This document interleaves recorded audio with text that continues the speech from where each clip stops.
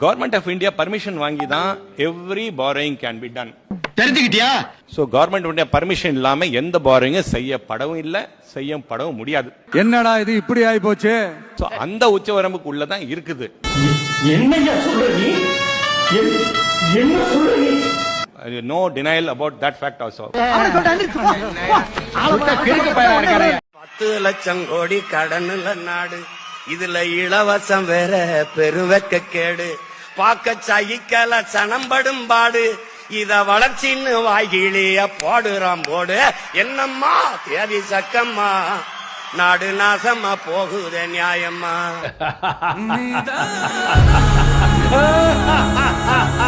Hi hello வணக்கம் மக்களே. So இந்த வீடியோவில் நம்ம என்ன பார்க்க போகிறோம்னா, இந்த வீடியோவில் ஃபஸ்ட்டு பார்க்குறதுக்கு முன்னாடி நீங்கள் தமிழ்நாட்டில் இருக்கீங்களா? அப்படி நீங்கள் தமிழ்நாட்டில் இருந்தீங்கன்னா நீங்களும் 1.5 லட்ச ரூபா கடனாளி. என்னங்க எனக்கு ஒண்ணுமே புரியல. அதுதானப்பா எனக்கும் புரியல. நீங்கள் கேட்கலாம், டே நான் எங்கிட்டே கடனே வாங்கினதில்லை. கடன் வாங்கலைனாலும் நீங்கள் 1.5 லட்ச ரூபா கடனாளியாக தான் தமிழ்நாட்டில் இருக்க போகிறீங்க. இன்னும் இருப்பீங்க. இதுக்கு மேலே அதிகமாக வேணால் ஆகலாம், குறையுமா அப்படின்றது வந்து ரொம்ப சந்தேகம்தான். ஸோ அது ஏன் என்ன ஏதுன்றது தான் இந்த வீடியோவில் பார்க்க போகிறோம். அடுத்து ஏற்கனவே இப்போ மாஸ்டர் மகேந்திரன் சொல்லி போட்டு வெளுத்துக்கிட்டு இருந்தோம். இப்போ அவர் ரீசெண்டாக இன்னொரு வீடியோ ஒன்று, மன்னிப்பு வீடியோ ஒன்று வெளியிட்டிருக்காரு. எல்லாருக்கும் வணக்கம், நான் உங்கள் மகேந்திரன். ரீசெண்டாக நான் ஒரு இன்டர்வியூ கொடுத்துருந்தேன். அதில் நான் பேசின நிறைய விஷயங்கள் பயங்கரமாக ட்ரோல் ஆச்சு. அப்படி பொத்திண்டி நில்லையா ஓரமா? அதுக்கும் பார்த்தீங்க அப்படின்னா பயங்கரமான ட்ரோல் ஆகிட்டு இருக்கு. ஸோ அது என்னன்றதையும் பார்ப்போம். அடுத்து நான் ரீசெண்டாக நீங்கள் ஒரு வீடியோ நீங்கள் பார்த்துருப்பீங்க. ஒரு என்ன அப்படின்னா, மேயர் அண்ட் எம்எல்ஏ 2 பேரும் அந்த குத்துவிளக்கு, புரோட்டோக்கால் குத்துவிளக்கு அப்படின்னு சொல்லி ஒரு காமெடியாக ஒரு விஷயம் போயிட்டு இருந்துச்சு. எது? அதுக்கு இப்போ ரீசெண்டாக நம்ம விஜய் அவர்கள், முதல்வர் விஜய் வந்து ஒரு வேலையை பார்த்து விட்டுருக்காப்புல. அதுக்கு நிறைய பேர் பேசிக்கிட்டு இருக்காங்க. ஸோ அது என்ன ஏதுன்றதை எல்லாத்தையுமே டீட்டெயிலாக இந்த வீடியோவில் பார்க்க போகிறோம். ஸோ வீடியோக்குள்ளே போகிற முன்னாடி நம்ம சேனல் ஃபஸ்ட் டைம் பார்க்குறீங்க அப்படின்னா ஒரு லைக், ஒரு சப்ஸ்கிரைப் பண்ணிக்கோங்க. அப்படியே அந்த ஹைப்பையும் தட்டி விட்டிங்கன்னா நிறைய பேருக்கு நம்ம வீடியோ சஜஷன் ஆகும். வாங்க வீடியோக்குள்ளே போகலாம், ஆரம்பிக்கலாங்களா? ஸோ ஃபஸ்ட்டு நம்ம பார்க்க போகிறது என்ன அப்படின்னா, இப்போ ரீசெண்டாக நேத்தோ முந்தா நேத்தோ ஒரு 3 வயது குழந்தைய வந்து கொண்டுட்டாங்க, அந்த என்ன சொல்கிறது, பாலியல் வன்கொடுமை செஞ்சு கொண்டுட்டாங்க அப்படின்ற மாதிரி ஒரு விஷயம் போயிட்டு இருந்துச்சு. எல்லோரும் போராட்டம் பண்ணிக்கிட்டு இருந்தாங்க. நாமளும் அதை பற்றி எடுத்து பேசிக்கிட்டு இருந்தோம். பட் அந்த இடத்துல, அதாவது அந்த குழந்தைய வந்து போஸ்ட்மார்ட்டம் பண்ண அந்த இடத்துல அங்கே இருக்கிற கும்மிடிப்பூண்டியோட எம்எல்ஏ, அதாவது தாவேக்கோட எம்எல்ஏ போய் அந்த பெற்றோர்களை, யார் அந்த குழந்தை இறந்தாங்களோ அங்கே இருக்கிற அவங்களுடைய பெற்றோர்களை போய் மிரட்டியிருக்காரு. எதுக்காக அப்படின்னா, நீங்கள் இந்த மாதிரி போராட்டம் பண்ணக்கூடாது, போராட்டம் பண்ணிங்கன்னா நான் ஏதாச்சும் பண்ணிடுவேன், அப்படி நிறைய விஷயங்கள் என்னமோ சொல்லி அவங்க அப்பா வந்து ஒத்துக்க வச்சு அந்த குழந்தைய, அதாவது அவங்க அம்மா கிட்ட கூட சொல்லவே இல்லை, சொல்லாமல் அந்த குழந்தை அவசரமாக கொண்டு போய் அடக்கம் பண்ணியிருக்காங்க.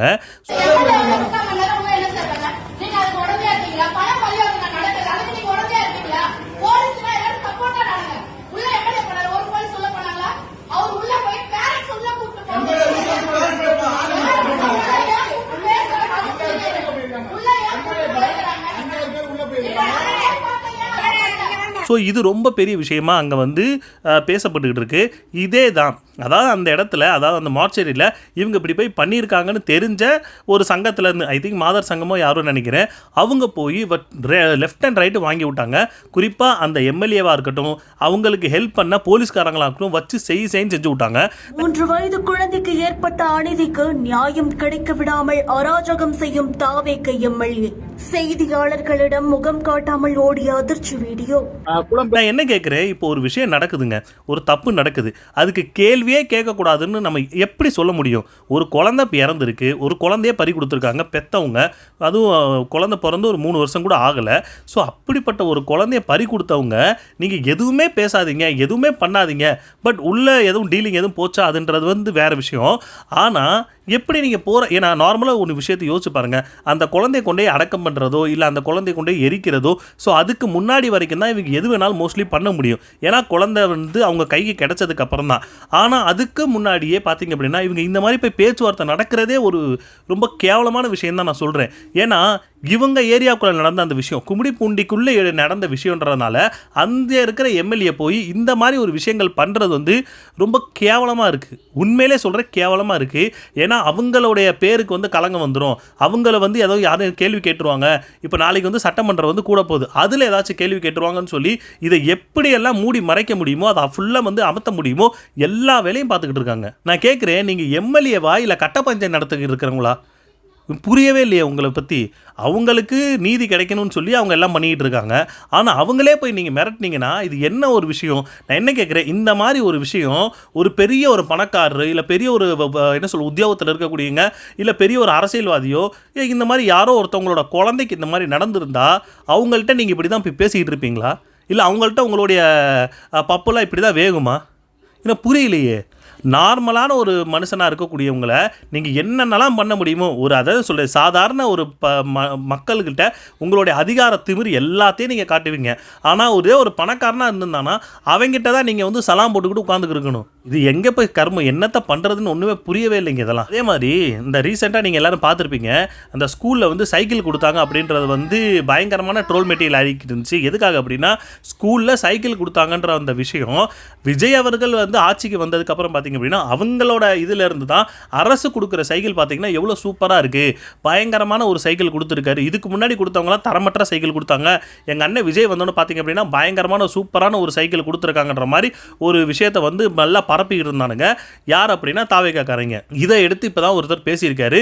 சாதாரண ஒரு மக்கள் பேசிக்கிட்டு இருக்காங்க. என்ன அப்படின்னா அதாவது நார்மலான ஒரு ஸ்கூலில் ஒரு 15-20 பேருக்கு கொடுத்த அந்த சைக்கிளை, அதாவது ஒரு தனிப்பட்ட ஒரு அமைப்பிலேருந்து கொடுத்த சைக்கிளை எப்படி இவங்க யார் தாவேக்காரவங்க விஜய் தான் கொடுத்தாரு, விஜய் தான் இப்படிலாம் பண்ணாருன்னு சொல்லி, அதாவது இவர் சொல்கிறாரு தன்னோட ஃப்ரெண்ட்ஸே பார்த்தீங்க அப்படின்னா அவங்களுடைய ஸ்டேட்டஸில் வச்சுக்கிட்டு இருந்தாங்களாம்.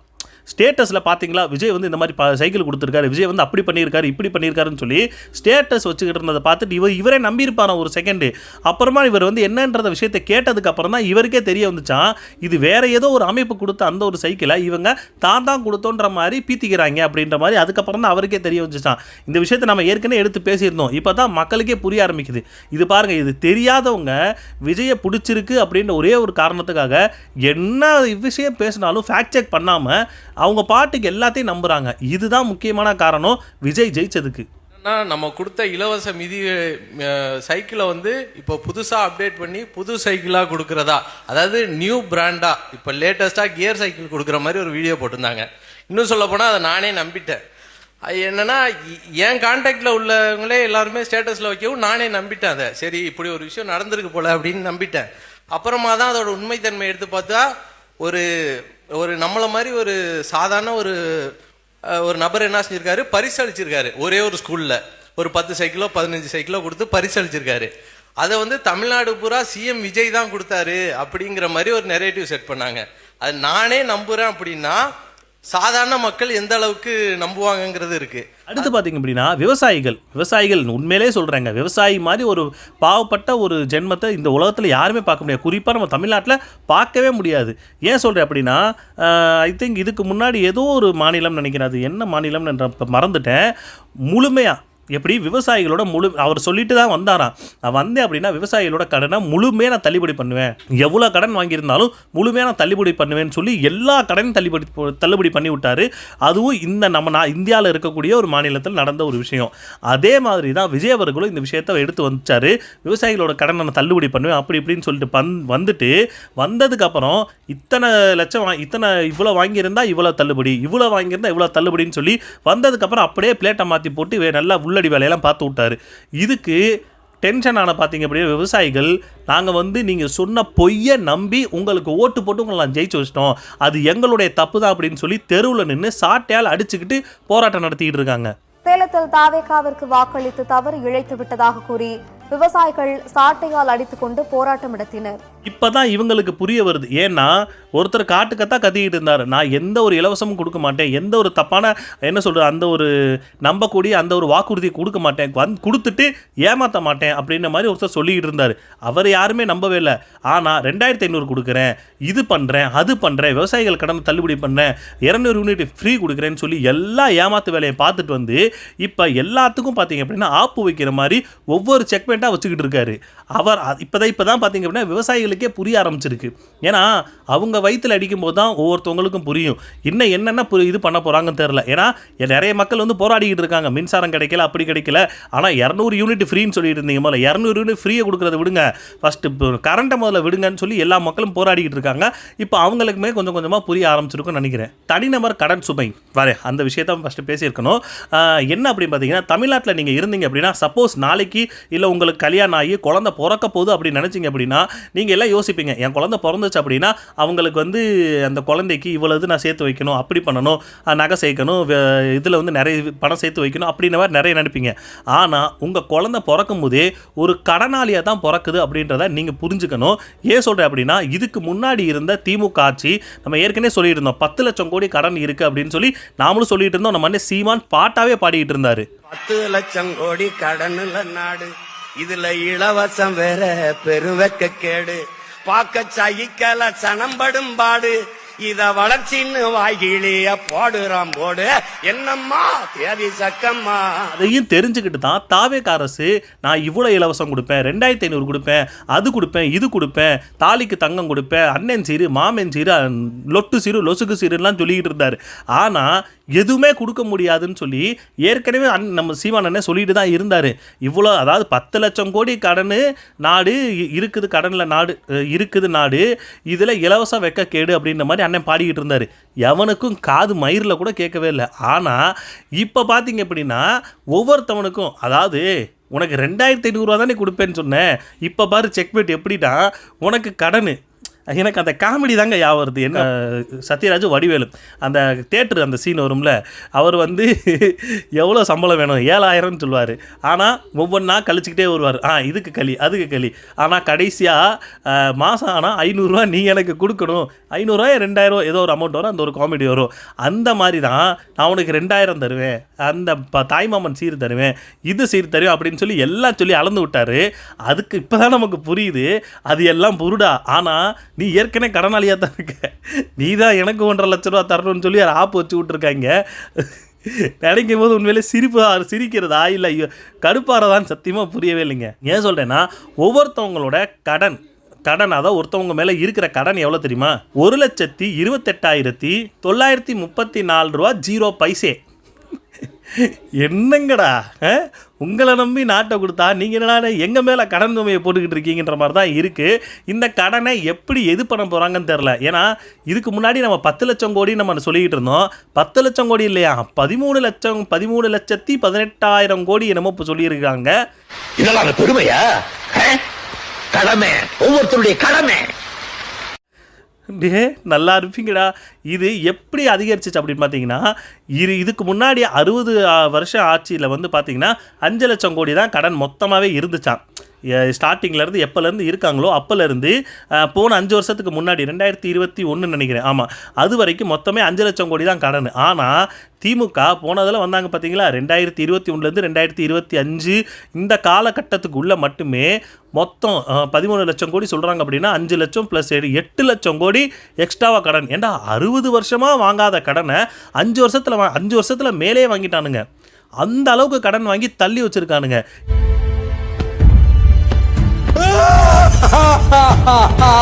இப்போ அந்த விஷயத்துக்கு தான் இங்கே இப்போ இருக்கிற நிதியமைச்சராக இருக்கக்கூடிய மரிய வில்சன் என்ன சொல்லியிருக்காருன்னா, 13 லட்சம் கோடி கடன் வந்து நமக்கு வச்சுக்கிட்டு போயிருக்காங்க, அதை நம்ம எப்படி கட்ட போகிறோம் தெரியல. அதுவும் குறிப்பாக பார்த்தீங்கன்னா ஒவ்வொருத்தவங்களுக்கு இத்தனை லட்சம் வந்து கடன் சுமை இருக்குது அப்படின்ற மாதிரி சொல்லிக்கிட்டு இருக்காரு. அப்போ சொல்லிக்கிட்டு இருக்க நீங்கள் தான் எல்லாம் தெரியும், அப்புறம் எதுக்கு இந்த அளவுக்கு இலவசத்தை நீங்கள் அறிவிச்சிங்க? அதை அறிவிக்கிறது மட்டும் கிடையாது, வெள்ளை அறிக்கை இப்போ வந்து சமர்ப்பிச்சிருக்காரு.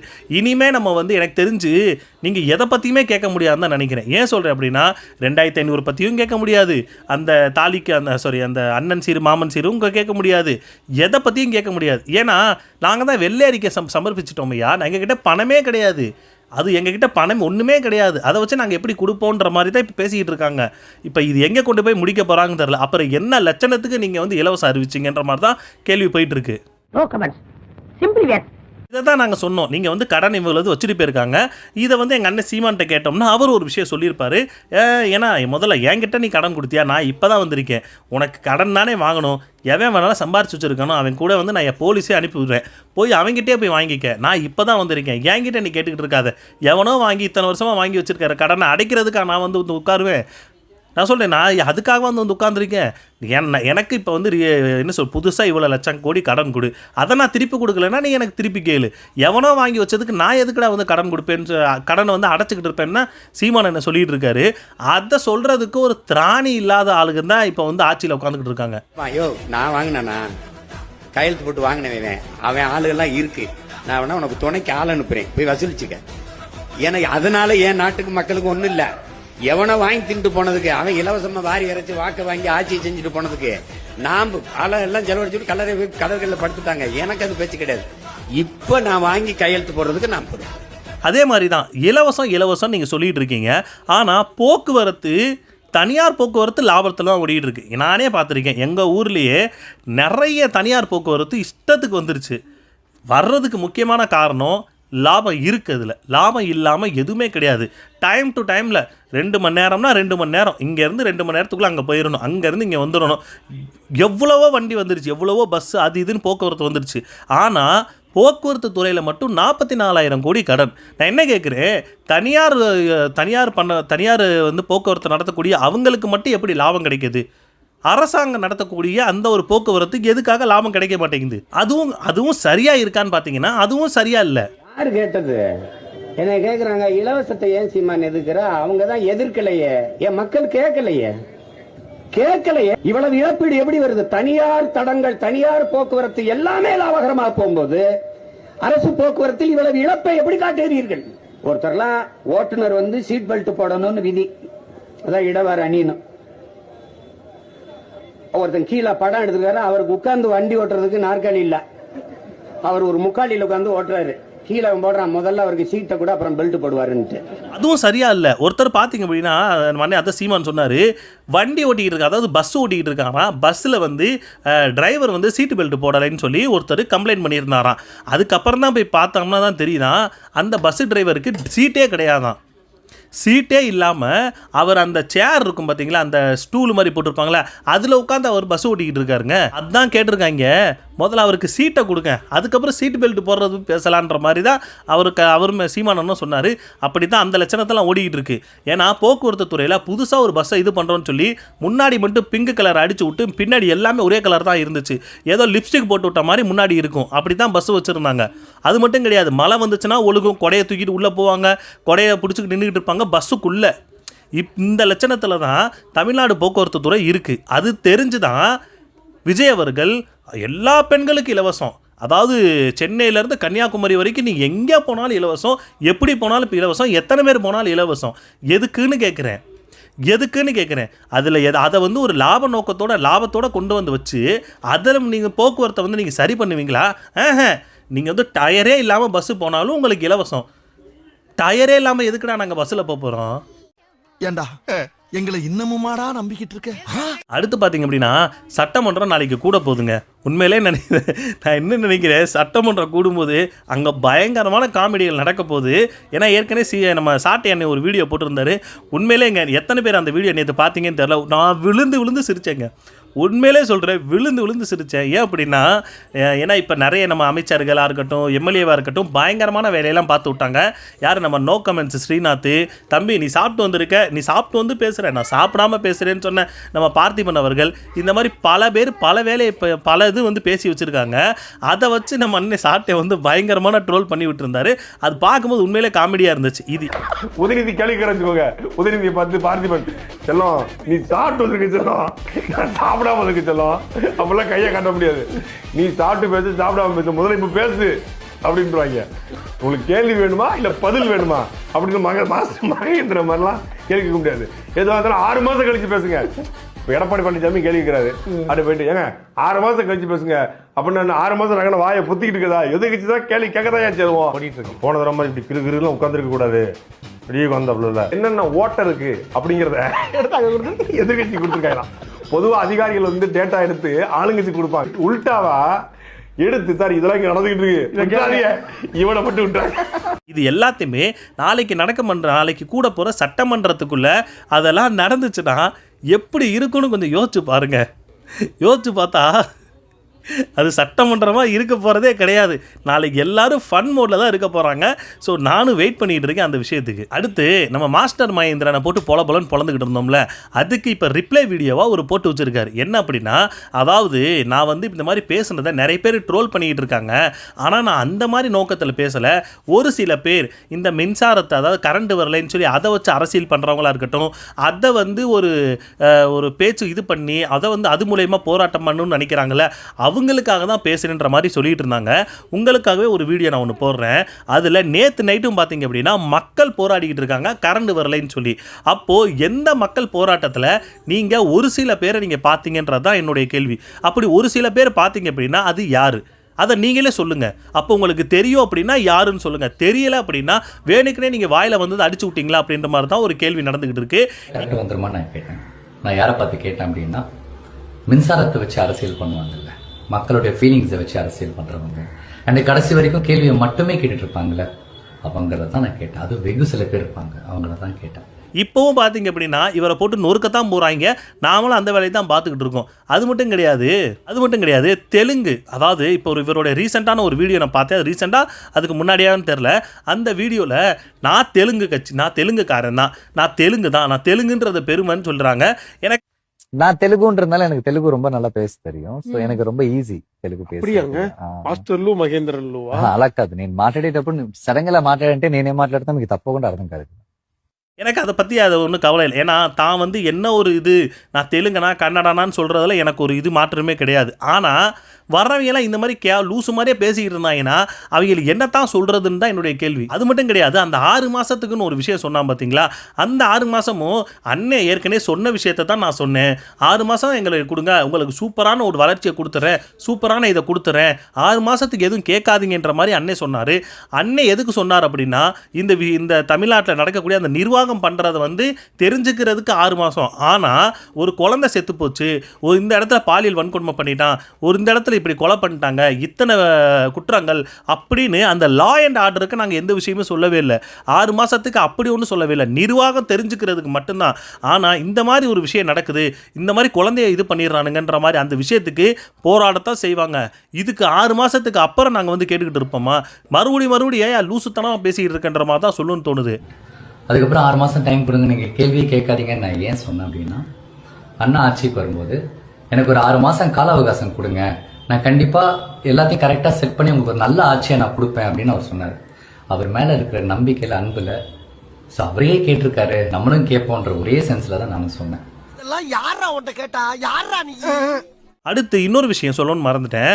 அதாவது இந்த இத்தனை லட்சம் கடன் வாங்கி வச்சுருக்காங்க, கஜனாவே தொடச்சி போட்டு போயிட்டீங்கன்ற மாதிரி ஒரு விஷயத்த விஜய் அவர்கள் சொல்லிட்டு இருந்தார். ஆனால் இப்போ அதாவது நேற்று நிதி அந்த இது வெள்ளை அறிக்கை படித்தாங்களே, அப்போ அங்கே இருக்கிற அடிஷ்னல் செக்ரட்டரி அவர் என்ன சொல்லியிருக்காரு அப்படின்னா, அதாவது ஒன்றிய அரசின் வரம்பிற்கு உள்ள தான் கடன் வாங்கப்பட்டது. எப்படி அவங்க ஒரு கிரைட்டீரியா வந்து இது முடிவு பண்ணிட்டாங்க, இத்தனை லட்சம் கோடி நீங்கள் வாங்கலாம் அப்படின்ற மாதிரி ஒரு கிரைட்டீரியா வந்து அவங்க ஃபிக்ஸ் பண்ணிட்டாங்க.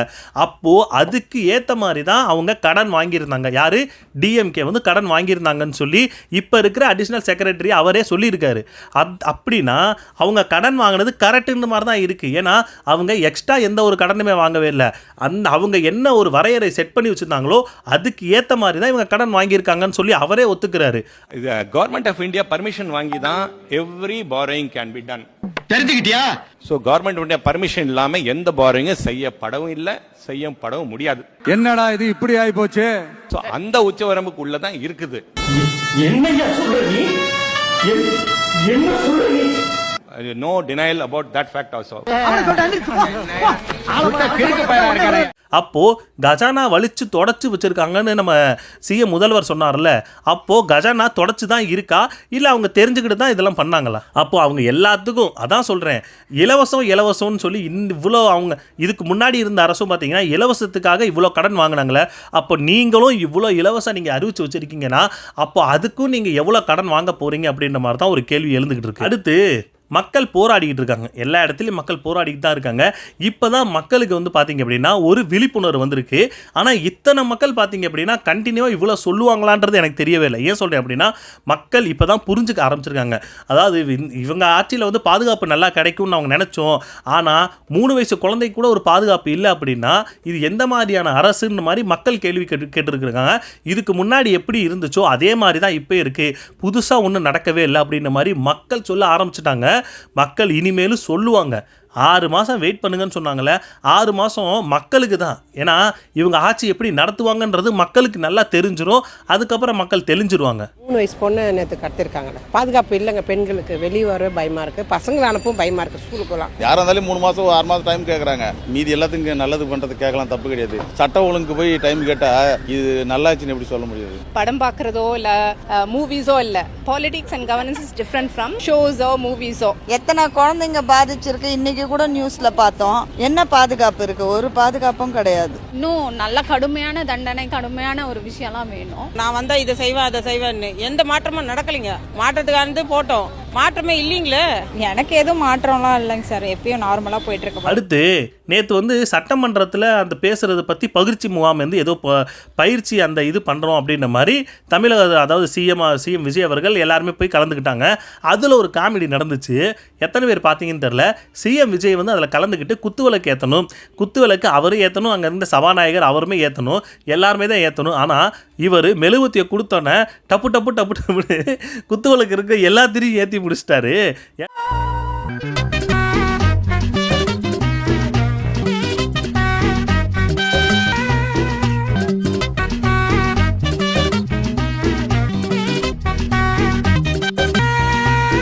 ஏண்டா ஒவ்வொரு ஒரு திரியை நான் ஏற்றி இன்னொரு திரியை சபாநாயகர் ஏற்றணும் அப்படின்னு சொல்லி வரிசையாக நான் புரோட்டா கல்படி போய்கிட்டு இருந்தேன் அப்படின்னா அதை வச்சு நீங்கள் ஏதாவது பண்ணாலும் பண்ணுவீங்கன்னு தெரிஞ்சுக்கிட்டு எல்லா குத்துவிளக்கு எல்லா திரியும் அவரே ஏற்றிட்டாருங்க. அது இந்த விஷயம் நீங்கள் பார்த்துருப்பீங்க. மேயர் அண்டு எம்எல்ஏ அந்த ஒரு விஷயத்தை பார்த்துருப்பீங்க. அந்த இடத்துல நடந்த அந்த ஒரு புரோட்டாக்கால் மேட்ரு, புரோட்டாக்கால் குத்து விளக்கு. இப்போ எனக்கு பரோட்டா கால்னு கேட்டால் பரோட்டா ஆட்டுக்கால் பாயா அப்படின்ற மாதிரி தான் எனக்கு மைண்டில் வருது. ஏன்னா அவங்கெல்லாம் அதான் சொல்லி அது ஒரு என்ன சொல்கிறது, ஒரு மீம் டெம்ப்ளேட்டாகவே ஆகிப்போச்சு. அதனால தான் இவர் சுதாரிச்சுக்கிட்டு மொத்தமாக நாமளே ஏற்றிக்குவோம் அப்படின்ற மாதிரி. ஆனால் இதுக்கும் பார்த்திங்க அப்படின்னா என்ன விஷயம் சொல்லிகிட்டு இருக்காங்கன்னா, அதாவது சபாநாயகரை மதிக்காமல் இவரை எல்லாத்தையுமே ஏற்றி வச்சுட்டாரு. இது என்ன சபாநாயகருக்கு கொடுக்கக்கூடிய மரியாதையான்னு சொல்லி எடப்பாடி பழனிசாமி கேட்டுக்கிட்டு இருக்காரு. சட்டமன்ற உறுப்பினர்களுக்கான பயிற்சி விழாவில் முதல்வர் விஜய் குற்றுவிளக்கு ஏற்றியதில் மாண்பு மற்றும் மரபை மீறியதாக அதிமுக ஐடிவி விமர்சித்துள்ளது.